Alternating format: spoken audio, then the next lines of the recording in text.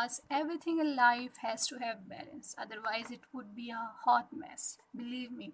Okay, welcome to first वो लोग जो मेरे स्टूडेंट्स हैं, क्योंकि स्पेसिफिकली मैं वीडियो अपने स्टूडेंट्स के लिए बना रही हूँ, तो अगर आपने टॉपिक के लिए आए हैं, टॉपिक के लिए क्लिक किया है, तो आपके लिए मैं यहाँ पे या यहाँ पे कहीं भी टाइम मेंशन कर दूँगी, आप स्किप करके वीडियो को वहाँ से स्टार्ट कर सकते हैं। ओके, अच्छा बच्चों, ये आप लोगों की text book biology for second year class, ठीक है। अच्छा, ये आप लोगों के इस बुक के अंदर टोटल 14 चैप्टर्स हैं बायोलॉजी के। First chapter is respiration. अब हम लोग रिस्पायरेशन के जो की कंसेप्ट्स हैं, उसमें जो फर्स्ट की कंसेप्ट है that is properties of respiratory surfaces, आज हम उसको कवर करेंगे। Okay, before going to the respiratory surfaces, first we should know what is respiration. हमें respiration का पता है कि that is a breakdown of larger molecule, food molecule into the smaller molecules for the yield of energy. अब ये process क्यों होता है, हमें एनर्जी क्यों चाहिए, एनर्जी रिक्वायरमेंट्स क्यों होती हैं। एनर्जी इसलिए चाहिए ताकि हम अपने वर्क कर सकें, हमारे मसल्स काम कर सकें, हम जो भी डेली लाइफ रूटीन के जो काम हैं, जिसमें आप लोग नॉर्मली कुछ भी कह सकते हो, जिसमें उठना बैठना चलना फिरना सब कुछ आ जाता है। ओके, अच्छा, सोर्स ऑफ एनर्जी क्या है, दैट इज़ फूड। अब उस फूड के अंदर जो लार्जर मालिक्यूल्स होते हैं, उनको स्मॉलर मालिक्यूल्स में कन्वर्ट करना और उससे एनर्जी एक्सट्रैक्ट करने का जो प्रोसेस होता है वो है रिस्पायरेशन। अब रिस्पायरेशन के प्रोसेस को करने के लिए बेटा हमारे पास की सोर्स होती है, आप कह सकते हो की सोर्सेज होते हैं, दैट उसमें सबसे बेसिक सोर्स आ जाती है ऑक्सीजन, गैशियस एक्सचेंज। क्या बेटा, आप कह सकते हैं गैशियस एक्सचेंज। सबसे पहले हमारे पास फेजेज आ जाते हैं। There are 3 phases of respiration. Number 1 is external, internal and the last one is cellular respiration. External respiration में क्या होता है, सबसे पहले हमें ऑक्सीजन चाहिए ताकि हमारी बॉडी रिस्पायर कर सके, रिस्पायरेशन कर सके, फूड की ब्रेक डाउन कर सके। तो सबसे पहले जो एटमॉस्फेयर के दरमियान और जो आपकी जो लंग्स होते हैं और आपकी बॉडी के दरमियान जो कॉन्टैक्ट होता है और उस दौरान जो गैशियस एक्सचेंज होता है, उसको कहते हैं एक्सटर्नल रिस्पायरेशन, क्योंकि हम लोग बॉडी के बाहर गैशियस एक्सचेंज करें, बॉडी के दरमियान और बाहर के एनवायरनमेंट के दरमियान, इसलिए it is external respiration. It involves breathing, जिसमें इनहेलेशन आ जाता है, और एक्सहेलेशन। इनहेलेशन में हम क्या करते हैं, ऑक्सीजन की अपटेक करते हैं, और एक्सहेलेशन में कार्बन डाइऑक्साइड को रिलीज कर देते हैं। अच्छा, फिर उसके बाद नेक्स्ट बिट आ जाता है इंटरनल रिस्पायरेशन। इंटरनल क्यों नाम दिया, क्योंकि अब ये बॉडी के अंदर ही गैशियस एक्सचेंज होगा, कोई भी इन्वायरमेंट इसके अंदर इन्वॉल्व नहीं होगी। इंटरनल रिस्पायरेशन में आ जाता है gas exchange between the blood and the body cell. अब वो जो ऑक्सीजन हमने ली थी एक्सटर्नल रिस्पायरेशन करके, वो ऑक्सीजन बेटा ब्लड के थ्रू किस तक पहुंचेगी, सेल्स तक। सेल्स तक जाएगी तो ब्लड से सेल में जाना और सेल से कार्बन डाइऑक्साइड का ब्लड में आना, वो भी तो एक गैशियस एक्सचेंज है, तो वो क्योंकि बॉडी के अंदर हो रहा है, तो इसलिए हम उसे क्या कहेंगे, इंटरनल रिस्पायरेशन। अब जब ऑक्सीजन पहुंच गई है सेल तक, तो सेल ने क्या करना है, सेल ने अब असल रिस्पायरेशन जो प्रोसेस शुरू होगा वो यहाँ पे होगा। सेल क्या करेगा, इस ऑक्सीजन को यूज़ करेगा और यूज़ करके बच्चे फूड मालिक्यूल की ऑक्सीडेशन रिडक्शन करके उसको छोटे छोटे मालिक्यूल्स में कन्वर्ट करेगा और उससे एनर्जी प्रोड्यूस करेगा। उस रिस्पायरेशन को कहा जाता है सेलुलर रिस्पायरेशन। क्लियर? अच्छा, cellular respiration involves the conversion of food to energy. अब हम लोग आगे देखेंगे टाइप्स ऑफ रिस्पायरेशन। जनरली इनको रिस्पायरेशन की टाइप्स भी कहा जाता है, लेकिन अगर आप स्पेसिफिकली देखें तो these are the types of the cellular respiration. अच्छा, सेलुलर रिस्पायरेशन की 2 टाइप्स होती हैं, आप हमेशा से पढ़ते हैं, aerobic and anaerobic respiration. Aerobic वो हमारे पास रिस्पायरेशन जिसमें ऑक्सीजन की रिक्वायरमेंट हो, और एनारोबिक वो respiration which is not dependent upon oxygen, जो कि ऑक्सीजन की एब्सेंस में भी होती हो। अच्छा, सबसे पहले हम लोग एनारोबिक को देख लेंगे।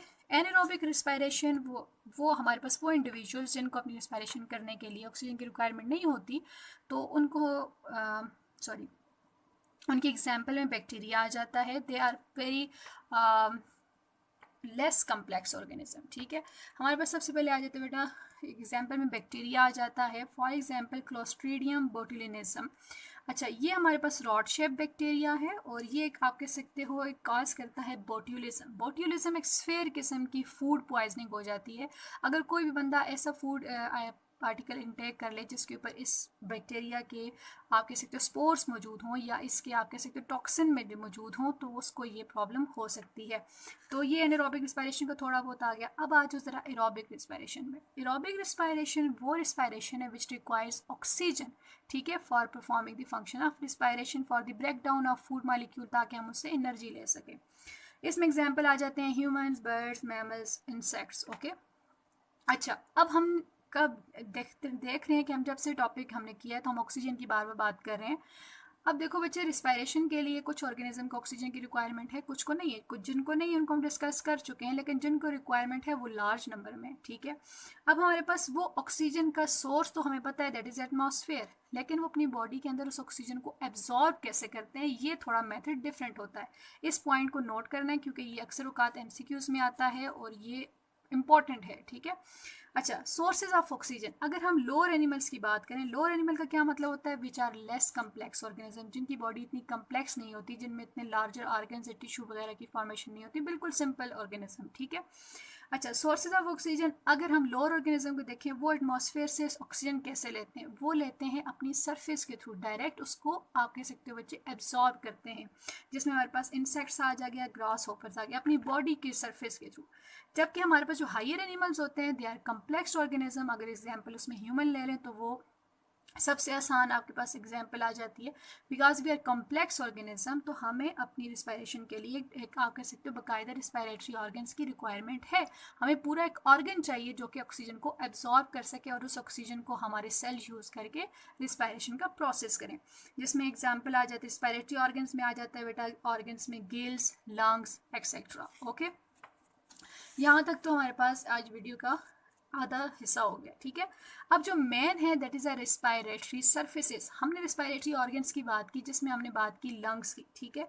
अब लंग्स के अंदर ऐसी क्या आप कह सकते हो बेटा स्पेशल सेल्स होते हैं जो कि हमारे पास लंग के अंदर ये एबिलिटी लाते हैं कि वो ऑक्सीजन की एब्जॉर्ब कर सके या ऑक्सीजन का गैसेस का गैशियस एक्सचेंज करवा सके, ठीक है। तो हमारे पास लंग्स के अंदर मौजूद होते हैं एल्वियोलाई, ठीक है, ये आप सबको पता है, एल्वियोलाई मौजूद होते हैं, विच ये अगर आपको समझ आ रही हो तो ये देखिए, ट्रेकिया हमारी नोज माउथ से ट्रेकिया आता है, which is then bronchi, bronchioles. अब अगर आप लंग्स देखें तो लंग्स के अंदर छोटे छोटे ये ग्रेप्स नुमा चीज़ें होती हैं, ठीक है, they are called as alveoli, ये एयर सैक्स होते हैं या एयर कंटेनर्स आप इनको कह सकते हो, ठीक है।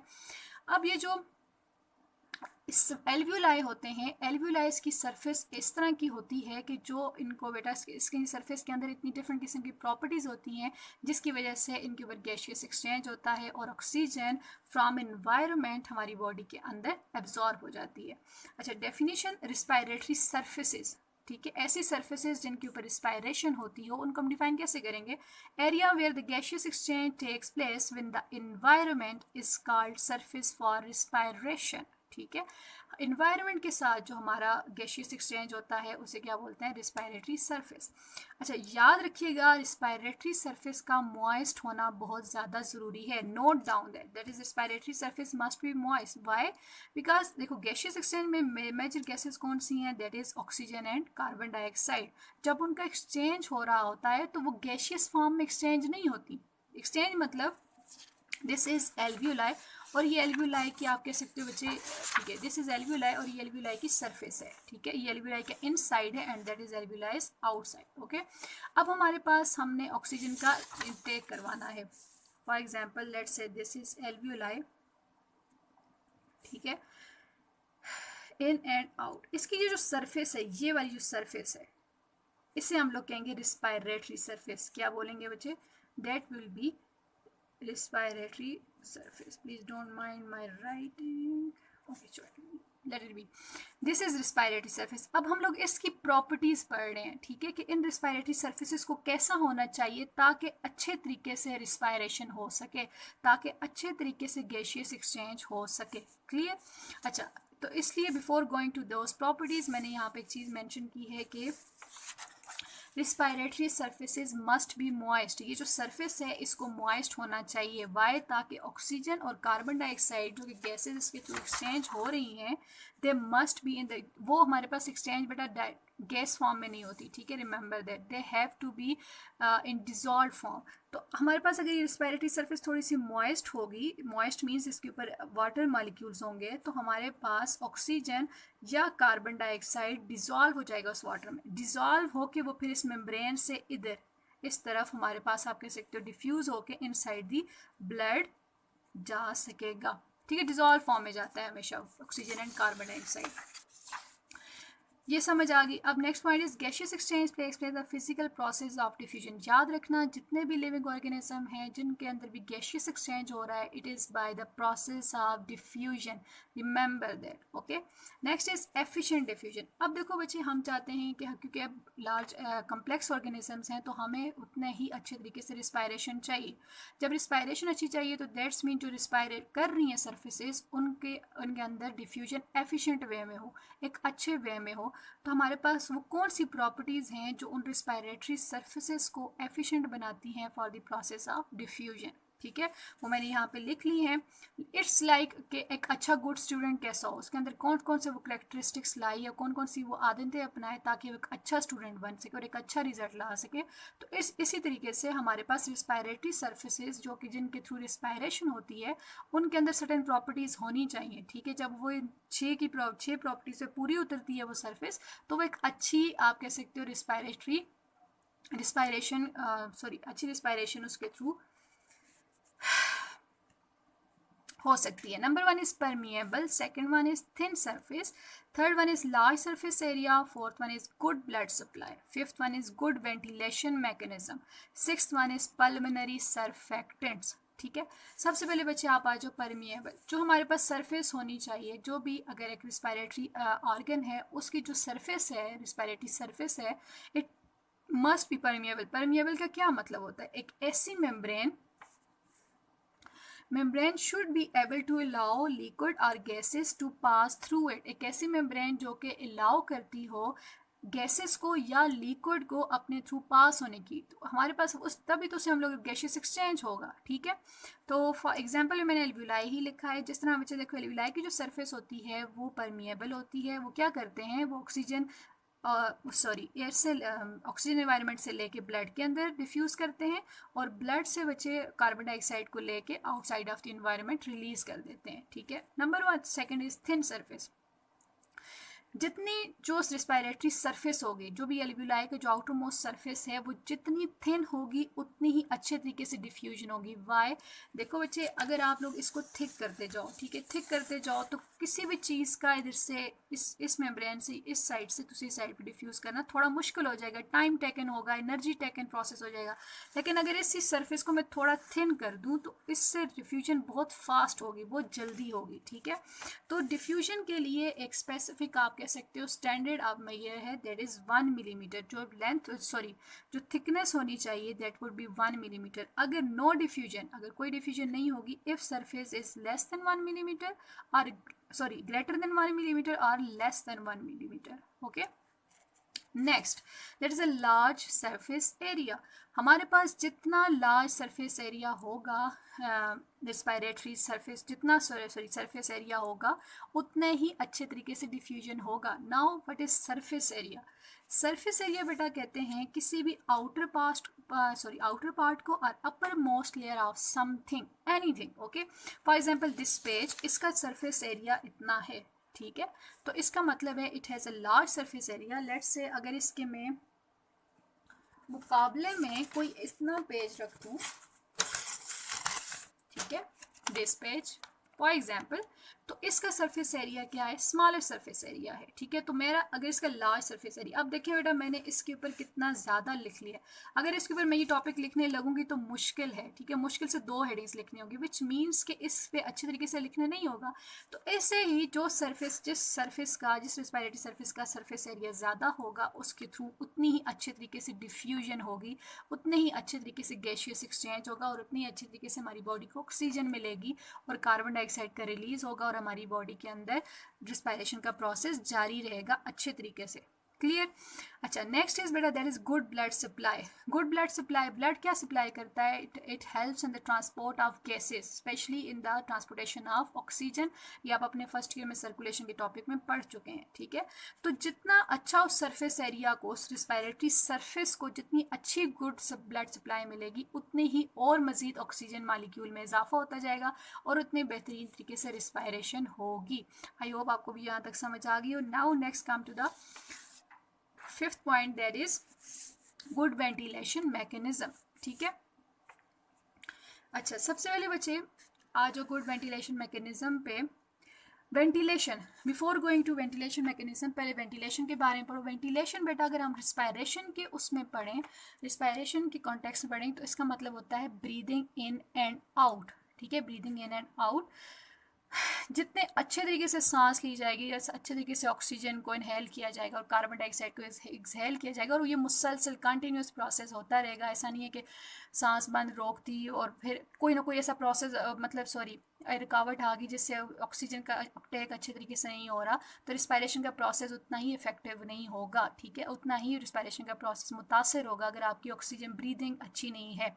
ठीक है, अब आपकी बुक के अंदर एक वर्ड लिखा हुआ है, that is steep diffusion gradient. Steep diffusion gradient क्या है? बिफोर गोइंग टू दैट सबसे पहले समझे ग्रेडियंट क्या होता है।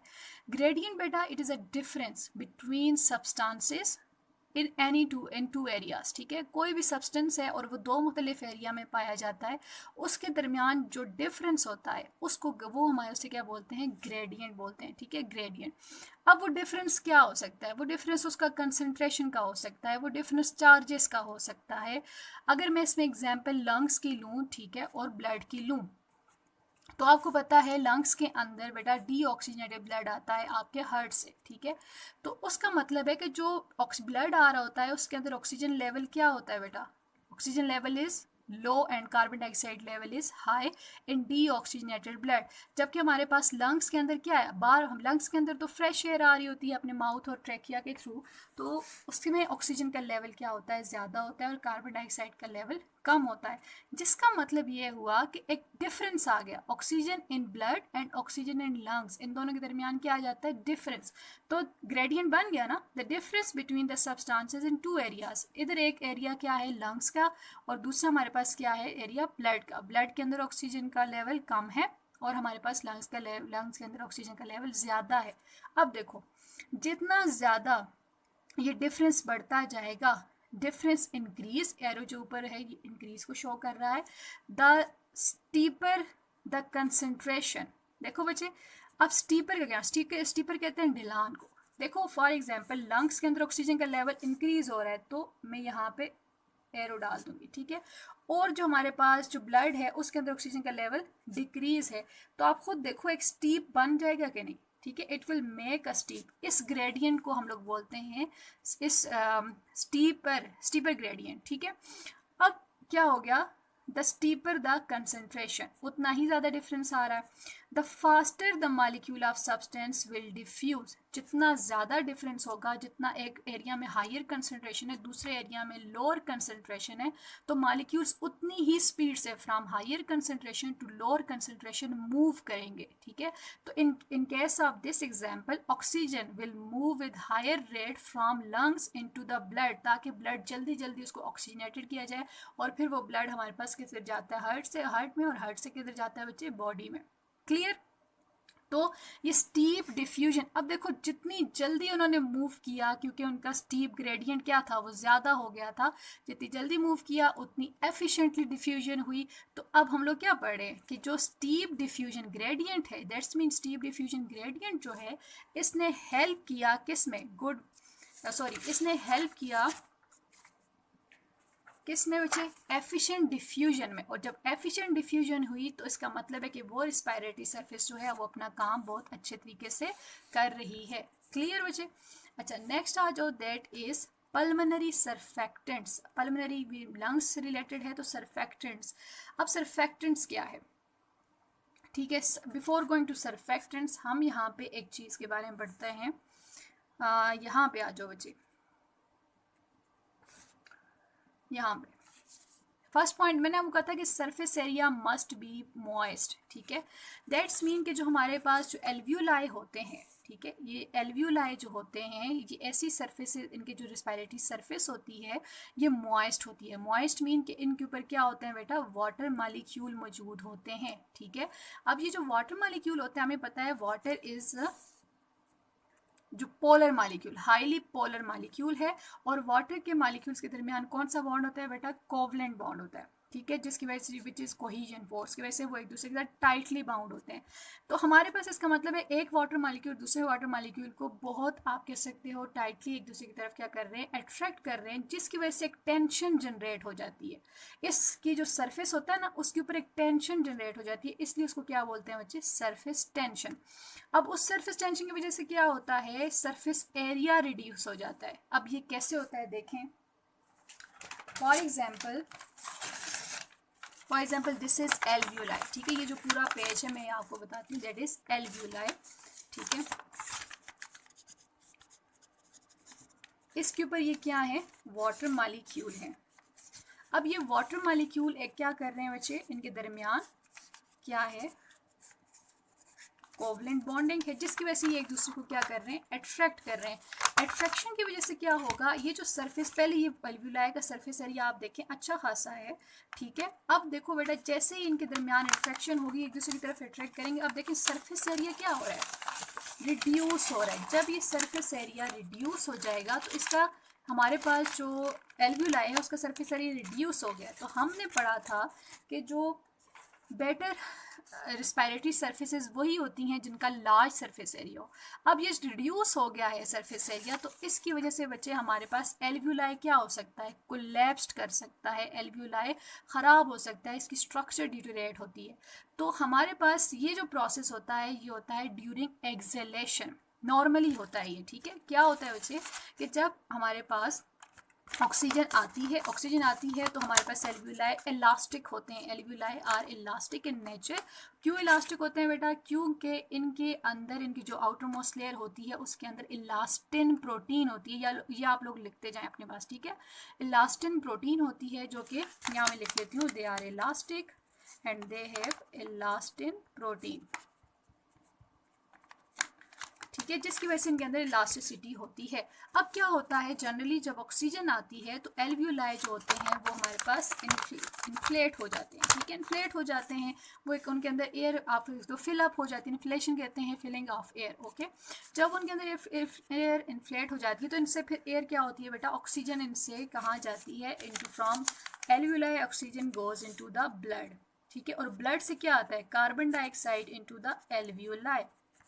अब जब कार्बन डाइऑक्साइड एल्व्यूलाई के अंदर आती है तो एल्व्यूलाई के अंदर बेटा क्या होती है, सरफेस टेंशन, ठीक है, मॉइस्ट सरफेस है तो उसमें हमारे पास क्या होगा, वाटर मॉलिक्यूल क्या करेंगे, सरफेस टेंशन करेंगे, जिससे इसके ऊपर एक फोर्स एक्सर्ट होती है और carbon dioxide from alveoli it will pump upward into the trachea, and trachea से वो माउथ और नोज के थ्रू बाहर कार्बन डाइऑक्साइड रिलीज हो जाती है। अब क्वेश्चन आप लोगों का ये होगा कि ये तो एक आप कह सकते हैं फ़ायदेमंद चीज़ है क्योंकि ये हमें एक्सेलेशन में वर्क कर रहा है, ठीक है, ये प्रोसेस, या आप कह सकते हैं ये सरफेस टेंशन तो हमें एक्सेलेशन के प्रोसेस में काम आ रही है। लेकिन बेटा एक नुकसान होता है, क्योंकि ये सरफेस टेंशन के दौरान जो वाटर मालिक्यूल के दरमियान फोर्सेज हैं ये इतनी स्ट्रांग होती हैं कि ये एल्व्यूलाई को क्लैप्स कर सकती हैं, एल्व्यूलाई बस्ट हो सकता है, और उसकी वजह से एक आप कह सकते हो एक अक्सर डिजीज़ हो जाती है, जिसकी वजह से उसे बोलते हैं एटीलेक्टेसिस। क्या बोलते हैं बच्चे, दैट इज एटीलेक्टेसिस। अच्छा, एटीलेक्टेसिस क्या है, that is a collapse of the part of the whole lung. ये जितना पूरा लंग है उसको कोई भी हिस्सा क्या हो जाए, कोलैप्स हो जाए, दैट इज कॉल्ड एज एटीलेक्टेसिस। अब इसको रोकने के लिए, ठीक है, नॉर्मली तो ये होगा क्योंकि हमारे पास जो सरफेस टेंशन है, मॉइस्ट है, हमारे पास कार्बन डाइऑक्साइड की एक्सेलेशन होनी है, तो नॉर्मली तो एल्व्यूलाई ने क्या करना है, उसने थोड़ी सी उसकी स्ट्रक्चर में चेंज, इलास्टिसिटी है, तो हमारे पास एल्व्यूलाई ने क्या करना है, थोड़ा सा कंस्ट्रिक्ट करना है, लेकिन उसको क्लैप्स होने से बचाने के लिए अब यहाँ पे काम आता है टाइप 2 एल्वियोलर एपिथेलियल सेल का, ठीक है। अब हमारे पास जो एल्वियोलाइज होते हैं इनके अंदर एपिथेलियल सेल्स होते हैं, मैंने आपको पहले बताया था, जो कि आउटर मोस्ट सरफेस पे मौजूद होते हैं, और वो एपिथेलियल सेल्स जो होते हैं हमारे पास उनमें टाइप 2 होती है, जो कि ख़ास किस्म के आप कह सकते हो पल्मोनरी सरफेक्टेंट रिलीज करेंगे। अब सरफेक्टेंट्स क्या हैं, ये एक मॉलिक्यूल्स होते हैं बच्चे, जो कि जिनमें एग्जांपल आ जाती है फास्फोलिपिड्स की, लिपोप्रोटीन की। अब ये इनका काम क्या है, ये क्यों रिलीज करते हैं, ताकि to lower the surface tension of the water which prevents the airway collapse, ताकि वो जो एयर वे है, वो जो एयर से है वो कोलैप्स ना हो। अब आप ज़रा इन एल्व्यूलाइज को देख लो, इन एल्वियोलाई के अंदर भी वाटर मालिक्यूल्स मौजूद हैं, मॉइस्ट एरिया है, वाटर मालिक्यूल मौजूद हैं।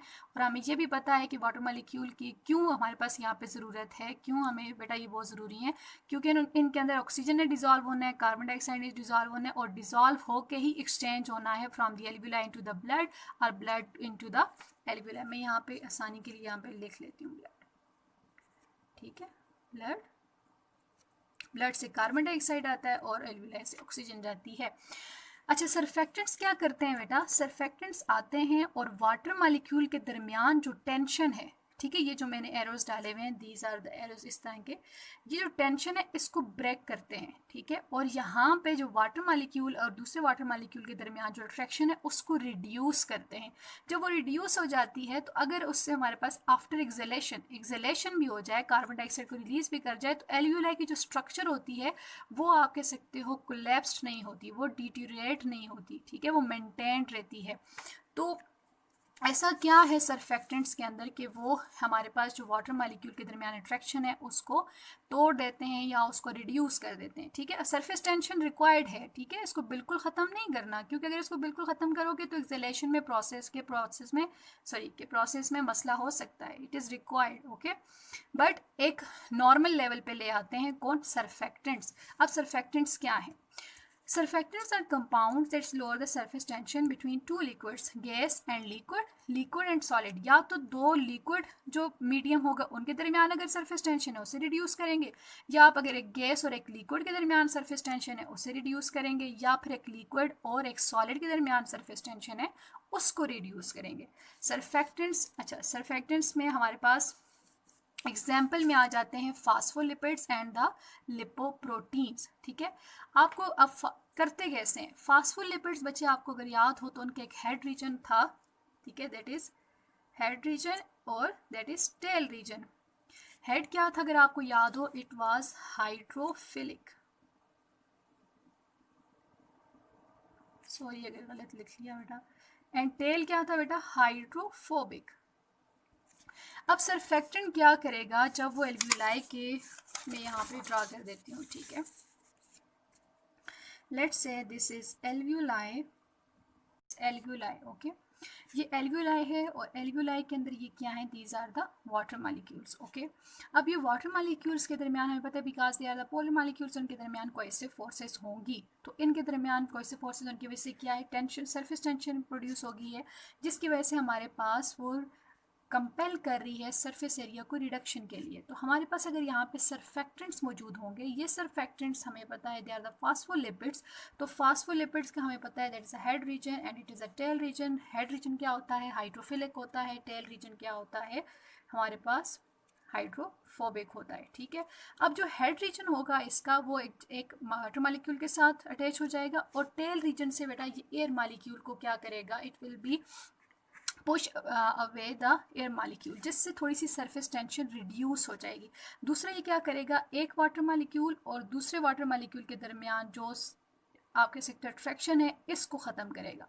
जब इसका ख़त्म करेगा तो इससे एक वाटर मालिक्यूल दूसरे वाटर मालिक्यूल की तरफ अट्रैक्ट नहीं हो सकेगा, उससे हमारे पास जो सरफेस एरिया में रिडक्शन आ रही थी वो नहीं होगी, और हमारे पास जो एल्वियोलाई होगा it will be protected from collapsing, ठीक है। अच्छा, नेक्स्ट आ जाओ, और हमारे पास जो क्या हम लोग किसको प्रिवेंट कर सकते हैं? एटीलेक्टेसिस को प्रिवेंट कर देंगे इस तरीके से। अब एटीलेक्टेसिस बेटा ज़्यादातर किस में होता है? It happens during the fetal stage, okay. Fetal stage के दौरान क्यों होता है? क्योंकि हमारे पास इट इज़ अर्ली स्टेज, उस टाइम हमारे पास जो ऑर्गेनिज्म होता है, जो भी फीटस होता है, उसके जो भी डेवलप नहीं होते ऑर्गन अच्छे तरीके से, और सरफेक्टेंट्स भी प्रोड्यूस नहीं हो रहे होते, उनके जो एल्वियोलाई के टाइप 2 एपिथेलियल सेल है वो भी मैच्योर नहीं हुए होते कि वो सरफेक्टेंट्स को प्रोड्यूस करें, जिसकी वजह से सरफेस टेंशन लो, तो उनके एल्वियोलाई के कोलैप्स होने के चांसेस ज़्यादा होते हैं। क्लियर? आई होप कि आपको आज का टॉपिक समझ आ गया होगा। अच्छा सॉरी, पल्मोनरी सरफेक्टेंट्स, अब आप सोचोगे कि पढ़ाने का ही सारा इतना टॉपिक डिस्कस करने का क्या फ़ायदा हुआ? देखिए बच्चे, पल्मोनरी सरफेक्टेंट्स कौन रिलीज़ करता है? एल्वियोलाई के अंदर टाइप 2 सेल होते हैं वो रिलीज़ करते हैं। क्यों? क्योंकि हमारे पास जो एल्वियोलाई के जो रिस्पायरेटरी सरफेस होती है इसके ऊपर जो सरफेस टेंशन बन जाती है, उस टेंशन को रिड्यूस करने के लिए, जब वो रिड्यूस होगी तो वो अच्छे तरीके से रिस्पायरेशन करेगा, अच्छे तरीके से गैसियस एक्सचेंज होगा। तो किसी किसी भी अच्छी रिस्पायरेटरी सरफेस की प्रॉपर्टी होती है कि उसके अंदर क्या प्रोड्यूस होते हैं बेटा, पल्मोनरी सर्फेक्टेंट्स। अच्छा आ जाओ जी बेटा, नेक्स्ट इज एमसीक्यूज। इस टॉपिक से रिलेटेड मैंने थोड़े बहुत एमसीक्यूज बनाए हैं। Number 1 is the process responsible for energy production in animal is. आपको पता है कि अभी हमने एनर्जी की बात कर रहे हैं बार बार, तो आप खुद बताएं, फोटोसिंथेसिस, डाइजेशन, रिस्पायरेशन और circulation. The answer is respiration. Next is in hydra planaria earth form the exchange of gases occurs through the lungs, gills, trachea, general body surface. अगर आपको याद हो तो मैंने अभी आपको बताया था कि हमारे पास कुछ लोअर एनिमल्स होते हैं, although they require oxygen for the process of respiration, but they are the lower animals, so they do not require, because they are the lower which means they are the less complex organism, so they do not require higher, say to do not require any respiratory organs. तो फिर उनके पास बेटा क्या है, general body surface से ही काफ़ी काम चला लेते हैं अपना, ठीक है, क्योंकि उतने कम्प्लेक्स होते नहीं हैं। जिनमें hydra is not so complex, planaria, earthworm, you know that आप फर्स्ट ईयर में पढ़ चुके हैं एनिमल के चैप्टर में। Third is if we cover the lateral side of the grasshopper with wax, the system most likely to be affected. अगर हम लोग ग्लास होपर का लेटरल साइड्स को वैक्स के थ्रू, मतलब वैक्स क्या होता है जिससे पानी एब्जॉर्ब नहीं हो सकता, वैक्स से कवर कर लें, तो कौन सा उसका ऐसा फंक्शन है बॉडी का जो कि ज़्यादा अफेक्टेड होगा। Number 1 is that is digestion, circulation, respiration और एक्सक्रीशन। अब आप बताएं, देखें अगर आपको याद हो तो मैंने आपको बताया था बच्चे इन योर फर्स्ट स्केच कि हमारे पास जो सोर्सेस ऑफ ऑक्सीजन होते हैं for lower animals like grass hopper, इनकी बॉडी सरफेस होती है, ठीक है। अगर इसकी बॉडी सरफेस को ही हम वैक्स से कवर कर दें तो उसका मतलब है ऑक्सीजन का एब्जॉर्प्शन नहीं हो सकेगी, तो वे कौन सा इफेक्ट होगा, दैट इज रिस्पायरेशन, ठीक है। Fourth is gaseous exchange respiratory surfaces in all organism takes place by the process. अगर आपको ये भी याद हो तो मैंने आपको कहा that is the most important point कि हमारे पास जो गैशियस एक्सचेंज है, ठीक है, सॉरी पेज थोड़ा टेढ़ा हो रहा है, टिल्ट हो रहा है, लेकिन आप कर लो, ठीक है, गुजारा कर लो, कि gaseous exchange takes place by the physical process of diffusion in all organism. सारे ऑर्गेनिज्म में डिफ्यूजन के थ्रू गैशियस एक्सचेंज होता है, तो answer will be diffusion. The last one is, ये थोड़ा सा ट्रिकी है, that is a smaller the animal. अगर एनिमल का साइज छोटा हो तो more the rate of respiration होगा, less the rate of respiration. Rate of respiration is nothing to do with the size of animal और none, ठीक है। अब यहाँ पे थोड़ा कंफ्यूज होंगे वो बच्चे जिन्हें, अगर उनको टॉपिक सही समझ नहीं आया दे विल बी कंफ्यूज, लेकिन अगर आप क्वेश्चन को समझे, वो कह रहा है कि रेट ऑफ रिस्पायरेशन, रिस्पायरेशन किस स्पीड पे होगी एनिमल का अगर स्मॉल है। इसमें अगर आप लोग कंफ्यूज हो रहे हैं सरफेस एरिया को लेकर, आप लोग ये कह रहे हो कि हमने पढ़ा था कि अगर स्मॉलर सरफेस एरिया है तो रिस्पायरेशन अच्छे तरीके से नहीं होगी, अगर लार्जर सरफेस एरिया तो रिस्पायरेशन अच्छे तरीके से होगी, ठीक है। लेकिन ऐसा नहीं है, यहाँ पे बात की जा रही है साइज ऑफ एनिमल की, ठीक है, सरफेस एरिया की नहीं, ठीक है, उसकी रिस्पायरेटरी ऑर्गन्स के surface area, sorry respiratory surfaces के सरफेस एरिया की बात नहीं हो रही, यहाँ पे एनिमल की साइज़ की बात हो रही है। अब देखो इसमें लॉजिक क्या है, हमारे पास साइज़ का रिलेट किया जा रहा है विद रिस्पायरेशन, लॉजिक है ब्लड सप्लाई। देखो जब छोटा अगर एनिमल होगा, उसका साइज़ अगर छोटा है तो उसके अंदर ब्लड सप्लाई उतनी ही तेज़ी से होगी, विच मीन्स के उसके अगर पाँव, उसके फीट हैं या उसके टोज़ हैं, अगर उनकी टिप्स तक ब्लड लेके जाना है तो वो ईजिली होगा, क्योंकि उसके जो जानवर का साइज़ है वो छोटा। फॉर एग्जांपल इन रेट्स, ठीक है, चूहे का अगर आप लोग ले लो साइज़, तो वो छोटा सा जानवर है, तो उसके लिए उसके अंदर ब्लड का सप्लाई करना आसान है। जब ब्लड का सप्लाई करना आसान है तो ब्लड किस लिए काम आता है बेटा, that is a for the, that is a good blood supply. जब गुड ब्लड सप्लाई होगा तो ट्रांसपोर्ट ऑफ ऑक्सीजन उतनी ही तेज़ी से होगा, जितनी तेज़ी से ऑक्सीजन उसके सेल्स को मिलेगी तो उतने ही अच्छे तरीके से रिस्पायरेशन होगी, उतनी ही जल्दी रिस्पायरेशन होगी। हमने रेट देखना है, ठीक है, that is a rate of respiration. अगर एनिमल का, इसी के कंट्रास्ट में आप देख लो, एक एलिफेंट है, उसका साइज़ आप देखो कितना बड़ा है, वो लार्जेस्ट एनिमल है on earth, sorry on terrestrial animal है, ठीक है, लार्जेस्ट टेरेस्ट्रियल एनिमल है, तो उसके पूरी बॉडी के इवन हर सेल तक ब्लड सप्लाई पहुंचाना क्या है बेटा, थोड़ा सा मुश्किल है, थोड़ा टाइम टेकन है, एनर्जी टेकन प्रोसेस है। तो जितनी स्लोली ऑक्सीजन पहुंचेगी उतना ही स्लो प्रोसेस होगा किसका, रिस्पायरेशन का। तो rate of respiration in in larger animals वो क्या हो जाएगा, स्लो हो जाएगा। तो देखें smaller the animal more the rate of respiration, तो answer will be point A. Okay, that's all that's all for today. I hope you like this video. Please बच्चों थोड़ा सा, क्योंकि फ़र्स्ट वीडियो है तो इसमें थोड़ा बहुत अगर प्रॉब्लम है, इंशाल्लाह नेक्स्ट वीडियो में कोशिश करूँगी कि इससे बेहतरीन, इससे अच्छे तरीके से करूँ. Okay, so please subscribe, like and share and do comment. Okay, do comment लाजमी करना है और लाइक भी करना है और शेयर करें अपने फ्रेंड्स के साथ अगर आपको ये वीडियो पसंद आई है. ठीक है. ओके, पीस आउट, अल्लाह हाफिज़, गॉड ब्लेस यू.